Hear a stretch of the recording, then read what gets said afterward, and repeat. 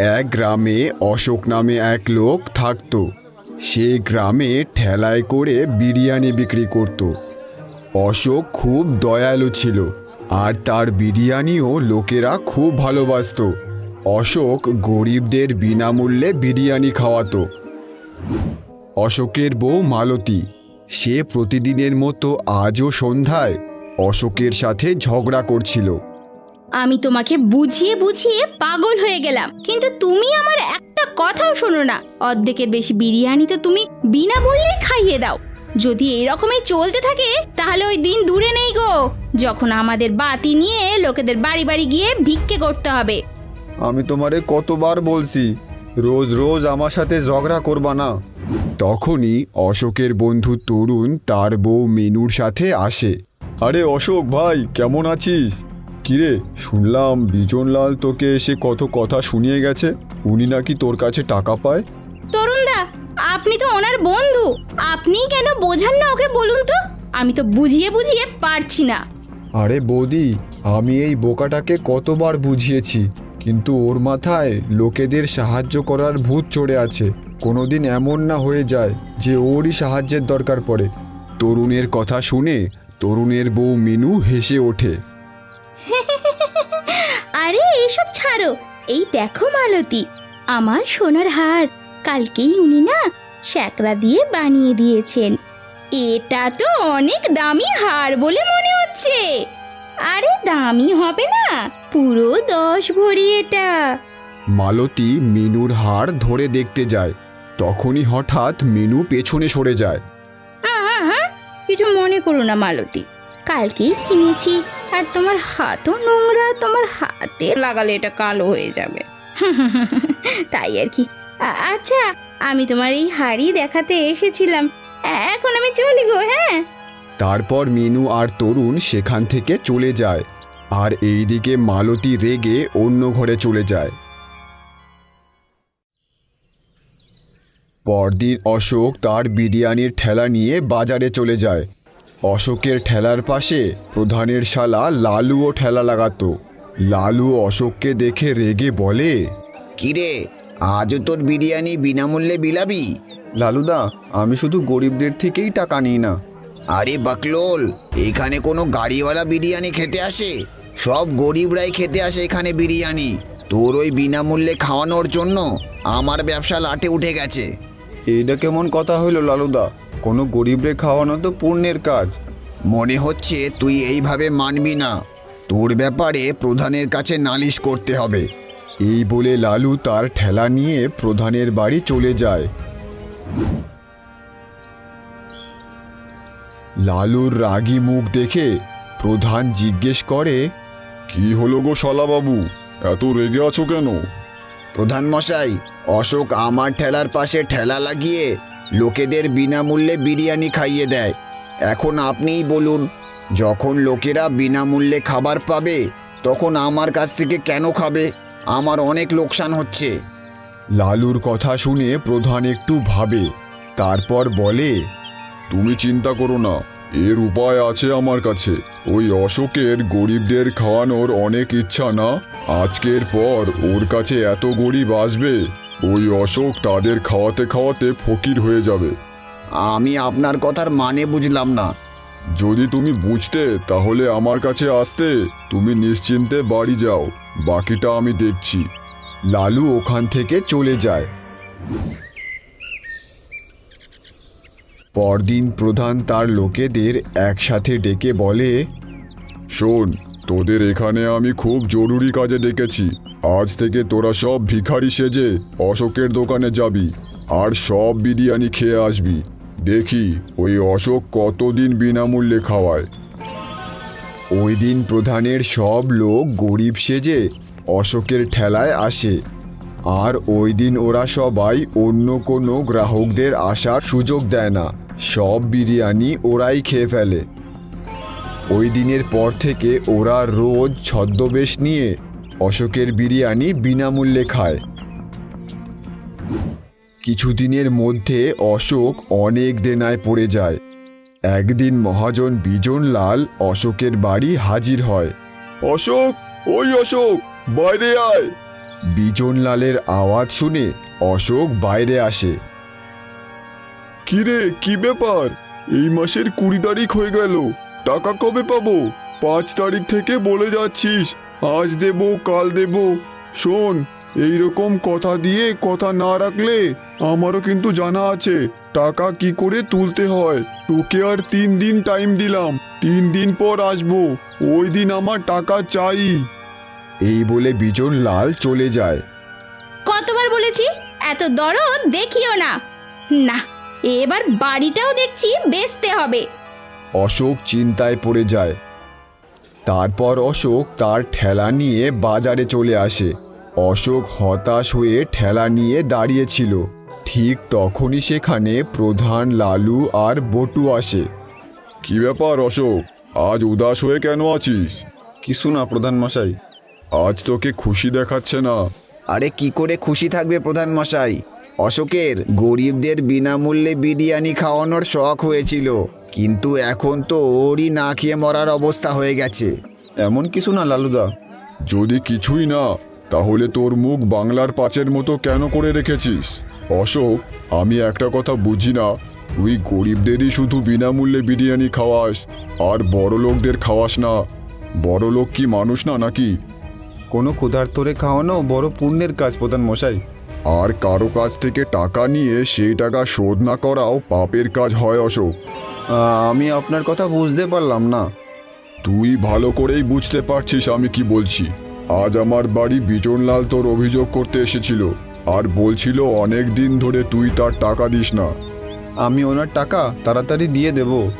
শোন, যদি 3 দিনের মধ্যে তুই ওনার টাকা না শোধ করিস, তাহলে গ্রামে পঞ্চায়েত ডেকে ওনাকে দিয়ে 30টা জুতোর বাড়ি খাওয়াবো তোকে, গাধা কোথাকার। এই বলে প্রধান সেখান থেকে চলে যায়। আর ওখানে থাকা সব লোক অশোককে দেখে হাসতে থাকে। হা হা হা, এখন তুই বুঝবি অশোক যে তুই প্রধানের আর আমার কত লোকসান করিয়েছিস। মনে হয় তুই জানতিস না যে আমি যেই বিরিয়ানির ঠেলা লাগাতাম ওটা প্রধানের টাকাতেই করা হয়েছিল। প্রধান নিজের লোকসানের টাকা তোর থেকে উসুল করবেই। তোর মাথায় চটির বাড়ি না খাওয়াতে পারলে তুই বলিস। অশোক কথার কোনো জবাব দেয় না, ও চুপচাপ দাঁড়িয়ে থাকে। রাতে যখন অশোক বাড়িতে ঢোকে, ওর বউ ওকে দেখে চিল্লাতে শুরু করে। এসে গেছে গো, দয়ার দেবতা এসে গেছে। তোমার যাওয়ার পর গ্রামের প্রধান এসেছিল। তুমি কি জানো কত অপমান করে গেছে আমাকে, আর তোমাকে কত গালি দিয়ে গেছে? জানি আমি, প্রধান আমারেও ভরা বাজারে অপমান করতে সারে নাই, কিন্তু আমি এইটা ভাইবে পাচ্ছি না 3 দিনের মধ্যে এত টাকা কি কইরে জোগাড় করব। এখন এই দিন দেখারই বাকি ছিল। সব বেচে এখন আমাদের এই বাড়িটাই আছে, কিন্তু এখন তো আমার এটা বিক্রি করতে হবে বলে মনে হচ্ছে। এই বলে মালতী সেখান থেকে চলে যায়। আর সেই রাতে অশোকের ঘুম হয় না। পরদিন অশোক আবার ঠেলা নিয়ে গ্রামের দিকে চলে যায়। অশোক আজ খুব উদাস ছিল। সে তার ঠেলা একটা গাছের নিচে দাঁড় করিয়ে খুব কান্না করে। হে ভগবান, আমি শুনেছিলাম তুমি দয়ালু লোকেদের সাহায্য করো। আমি তো গরিব লোকেদের বিনামূল্যে বিরিয়ানি খাইয়ে পুণ্যের কাজ করছিলাম, কিন্তু এর বদলে আমি কি পাইলাম? গ্রামের প্রধান আমারে ভরা বাজারে অপমান কইরে গেল। আর যদি 3 দিনের মধ্যে বিজনলালের টাকা না দিই, তাইলে পঞ্চায়েতের মাঝে প্রধান আমারে চটির মার খাওয়াবে। আমার কি সম্মান থাকবে? এখন থেকে আমি কোনো গরিবরে বিনামূল্যে খাওয়াবো না। আমারে ক্ষমা কইরো ভগবান, আমার কাছে এই ছাড়া আর কোনো উপায় নাই। কিছুক্ষণ পর অশোক গ্রামের বাজারে ঠেলা নিয়ে দাঁড়ায়, কিন্তু আজ সে কাউকে বিনামূল্যে খাওয়ায় না। কিছুক্ষণ পর এক বুড়ো আর বুড়ি তার ঠেলায় আসে। বাবা, আমরা শুনেছি তুমি গরিবদের বিনামূল্যে খাওয়াও। আমরা দুজন 3 দিন ধরে কিছু খাইনি, খিদেতে আমাদের খুব খারাপ অবস্থা। তুমি কি আমাদের কিছু খেতে দিতে পারো? মাফ করো বাবা, আজ আমি কাউরে বিনামূল্যে খাওয়াচ্ছি না। ঠিক আছে বাবা, যেমন তোমার ইচ্ছা, কিন্তু আমি তো যেভাবে হোক খেদেতে চালিয়ে দিই। আমার বউ কিছুদিন ধরে অসুস্থ, তুমি ওকেই কিছু খাইয়ে দাও। আমার কথা বোঝার চেষ্টা করো। আমি কাউরে ক্ষুধার্ত দেখতে পারি না, কিন্তু আজ আমি নিরুপায়। যদি আজও আমি বিনামূল্যে খাবার খাওয়াই, তাইলে আমারে অনেক বদনামি আর অপমান সইতে হবে। আমার কাছে তো টাকা নেই বাবা, কিন্তু হ্যাঁ, আমার কাছে কিছু পাথর আছে। তুমি ওই পাথরের বদলে আমাকে আর আমার বউকে কিছু খাওয়াতে পারবে? বাবা, আমি ওই পাথর নিয়ে কি করব? আমার টাকা দরকার। গরিবের দেওয়া কিছু বেকার হয় না বাবা, ওটা একদিন না একদিন কাজে আসেই। উপহার হিসেবে রাখো। অশোকের ওই বুড়োর ওপর অনেক দয়া হয়। ঠিক আছে বাবা, ওই পাথর আমারে দেন। আমি ওইটা আপনার আশীর্বাদ হিসাবেই রাখি। আপনারা যতটা ইচ্ছা চান ততটাই খান। ওই বুড়োটা একটা পুটুলি অশোককে দেয়। অশোক দেখে তাতে কিছু পাথর রাখা। তারপর অশোক ওই বুড়ো বুড়ির জন্য প্লেটে করে বিরিয়ানি বেড়ে দেয়। তখনই পাশে ঠেলা নিয়ে দাঁড়ানো লালু অশোককে বলে, আরে ওই পাথর দিয়ে কি করে বিজন লালের টাকা শোধ করবি? আরে বাকলোল, ওই দিন এত অপমান হওয়ার পরও তুই বুঝলি না? লালু, আমার যারে ইচ্ছা আমি তারে খাওয়াবো। যা গিয়ে বলে দে প্রধান রে, প্রধানের চাকর কুতাকার।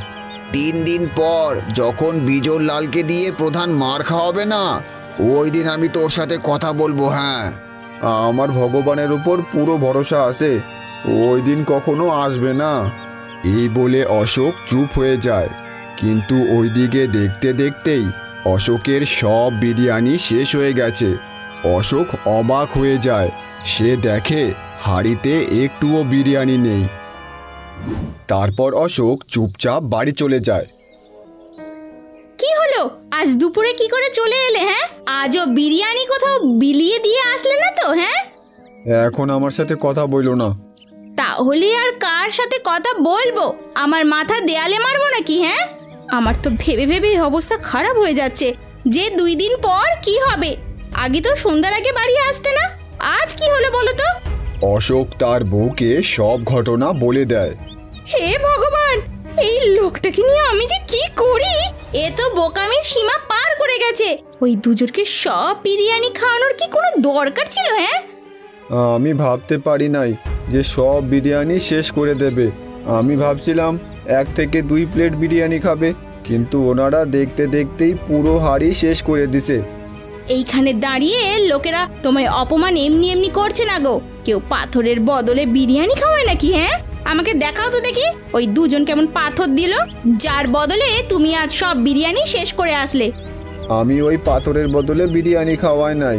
ওই 2 জনের মুখ দেখে বোঝা যাচ্ছিল যে ওরা অনেক দিন ধরে ক্ষুধার্ত রয়েছে। দাও আমায়, আমিও দেখি ওই গরিবের উপহারে এমন কি আছে। অশোক উদাস হয়ে পুটলিটা তার বউকে দেয়। মালতী সেই পুটলিতে সাধারণ পাথর দেখে রেগে বলে, হায় রাম, এখন এই পাথরের কি করি? মনে হয় তোমার ভাগ্যে বিজনলালের হাতের চটির বাড়ি খাওয়াই লেখা আছে, বুঝেছো তো? এখন যা হবে দেখা যাবে। যদি ভগবান আমার ভাগ্যে সবার সামনে অপমান লেখে, তাইলে ওইটা কেউ বদলাইতে পারবে না। তারপর অশোক ওখান থেকে চলে যায়। 2 দিন পর গ্রামের বটতলায় পঞ্চায়েত বসেছে। ওইদিকে লালু আর বটু অশোকের বাড়ি। অশোক, ওই অশোক, বাইরে আয়। অশোক বাইরে আসে। চল, পঞ্চায়েত বসেছে, তোকে সেখানে ডাকছে। অশোককে ধরে ওরা পঞ্চায়েতে নিয়ে যায়। হায় রে, এই লোকটার দোষে আজ ওনাকে পুরো গ্রামের সামনে অপমান হতে হচ্ছে। কত বুঝিয়েছি ওনাকে। তারপর রেগে হঠাৎ তার মনে পড়ে, এই সব হয়েছে এই পাথরের পুটলির জন্য। তারপর সে রেগে পুটলিটা ফেলে দেয়। ওইদিকে পঞ্চায়েতে অনেক লোক জড়ো হয়েছে। অশোক মাথা নিচু করে দাঁড়িয়ে আছে। কিরে অশোক, টাকা এনেছিস? জোগাড় করতে পারি নাই প্রধান মশাই, আরও কিছুদিনের সময় দিন আমারে। তা তো দেবই, কিন্তু তার আগে বিজনলালের থেকে চটির বাড়ি তো খেয়ে নে। এমন করবেন না প্রধান মশাই, আমি কাউরে মুখ দেখাইতে পারবো না। কি হলো রে? ওই দিন তো খুব কথা বলছিলি, মার খাওয়ার সময় এসেছে বলে এখন অপমানের কথা মনে পড়েছে? প্রধান বিজনলালকে বলে, দেখছো কি, মারো এই দানবীরকে চটি দিয়ে, বড় দানবীর হয়ে গেছে, ভিখারি কোথাকার। প্রধানের কথা শুনে বিজনলাল অশোককে মারতেই যাচ্ছিল। ঠিক তখনই সেখানে অশোকের বউ মালতী হাজির হয়। খবরদার, যদি আমার বরের গায়ে কেউ হাত দেয়। কি অশোকের বউ, তুমি জানো না তোমার বর বিজনলালের থেকে টাকা নিয়েছে? আর তোমার এত বড় সাহস, তুমি প্রধানের আদেশের বিরুদ্ধে বলছো? প্রধানের এই কথা শুনে মালতী বিজনলালের টাকা প্রধানকে দিয়ে দেয়। এই নিন ওনার টাকা, এরপর আমার বরের ওপরে চোখ তুলেও তাকাবেন না। তুমি এই টাকা কোথা থেকে আনলে? আপনার জেনে লাভ কি? আপনার এনার সব টাকার দরকার ছিল না, আমি এনার সব টাকা দিয়ে দিলাম। অশোক মালতীর কাছে টাকা দেখে অবাক হয়ে যায়। অশোক আস্তে করে মালতীকে জিজ্ঞাসা করে, মালতী, তুমি এই টাকা কোত্থেকে আনলে? বাড়ি চলো, আমি তোমায় সব বলছি। তারপর অশোক আর মালতী বাড়ি চলে যায়। এখন তুমি বলো তো, তুমি এই টাকা কোত্থেকে আনলা? যখন প্রধানের লোক না তোমায় ধরে নিয়ে গেল, তখন আমি এই সব হয়েছে এই পাথরের পুটলির জন্য। ফেলে দেওয়ার পর দেখি পোটলার পাথরগুলো চকচক করছে, সেগুলো উঠিয়েই দেখি সেইগুলো হিরে ছিল। তারপর আমি একটা হিরে শ্যাকরার কাছে বন্ধক রেখে টাকা নিয়ে আসি। মালতীর কথা শুনে অশোক অবাক হয়ে বলে, কিন্তু ও তো পাথর ছিল। আমিও অবাক হয়ে গেছিলাম, কিন্তু অনেক ভাবার পর মনে হলো ওই দুই বুড়ো বুড়ি সাধারণ কেউ ছিল না গো, ওরা তোমাকে সাহায্য করতেই এসেছিল। মালতী এই বলেছে, ঠিক তখনই অশোক বাইরে কারো আওয়াজ পায়। মালতী ওই হিরেগুলো দেখছিল। এইদিকে অশোক বাইরে আসে। সে বাইরে এসে দেখে সেই মায়াবী বুড়ো বুড়ি দাঁড়িয়ে আছে। তারা অশোকের দিকে তাকিয়ে হাসছিল। বাবা, আপনারা দুজন কে? আমরা ভগবানের দূত অশোক। দুদিন আগে তুমি যেই বট গাছের নিচে দাঁড়িয়ে ভগবানের সাথে কথা বলছিলে, আমরা তোমার কথা শুনেছিলাম। আমাদের মনে হলো যে তোমার সাহায্য করা উচিত। আমি আপনাদের কিভাবে ধন্যবাদ জানাইতে পারি? যদি তোমায় আমাদের ধন্যবাদ জানাতেই হয়, তাহলে একটা কথা মনে রেখো, ওই হিরেগুলো বিক্রি করে অনেক ধন সম্পদ পেয়ে তুমি বড়লোক হয়ে যাবে। কিন্তু কখনো গরিবদের খাবার খাওয়ানো ভুলো না, যত বড়ই বাধা আসুক না কেন আর যত বড়ই সমস্যা আসুক না কেন। মনে রেখো, ভগবান ওই ব্যক্তিকে সব থেকে বেশি পছন্দ করে যার মনে অন্যদের জন্য ভালোবাসা থাকে। এই বলে ওই দুইজন বুড়ো বুড়ি ওখান থেকে অদৃশ্য হয়ে যায়। ওই দিনের পর অশোক দেখতে দেখতেই অনেক বড়লোক হয়ে যায়। কিন্তু সে আজও বিরিয়ানির দোকান দেয়, আর আজও সে গরিবদের বিনামূল্যেই বিরিয়ানি খাওয়ায়।